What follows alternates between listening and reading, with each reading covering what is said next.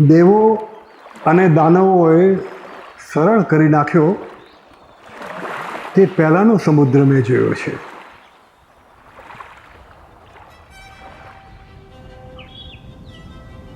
મેં વડવાનળના પ્રકાશમાં પાણી જોયા છે.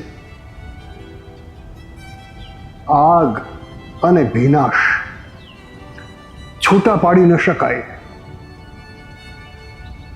ભીંજાવું અને દાઝવું એ એક જ છે. સાગરને તળિયેથી જ્યારે હું બહાર આવું ત્યારે મારા હાથમાં મોતીના મૂઠા ન હોય.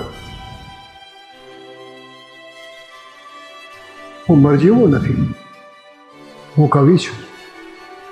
જે છે તે છે કેવળ મારી આંખોમાં.